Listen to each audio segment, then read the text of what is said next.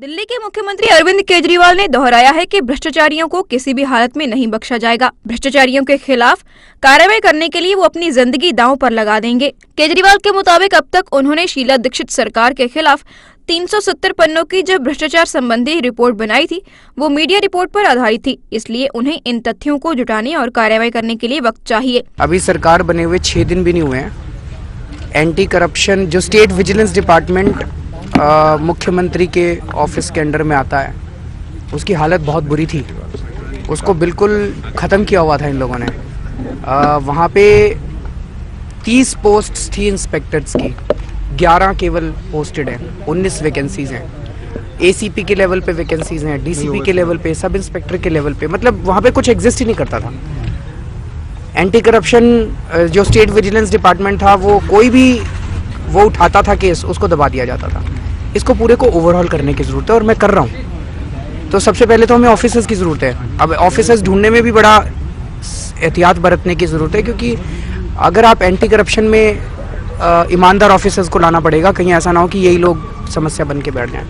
उसको हम स्ट्रेंथन कर रहे हैं। और ये जितने मामले थे, मैं याद दिला दूँ स्वामी रामदेव जी को कि 2010-14 नवंबर को वो 370 पेज की रिपोर्ट मैंने ही बनाई थी। वो किसी व्यक्ति विशेष के खिलाफ नहीं थी, उनको याद दिला दूं।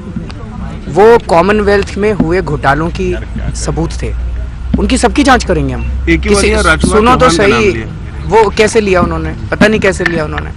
मैं उसमें किसी भी व्यक्ति विशेष का नाम नहीं लिखा हुआ। वो जो भी अलग अलग अखबारों में, आपको याद है जब कॉमनवेल्थ गेम्स हो रहे थे तो रोज फ्रंट पेज के ऊपर सारे अखबारों में घपलों के वो चलते थे, वो छपा करते थे।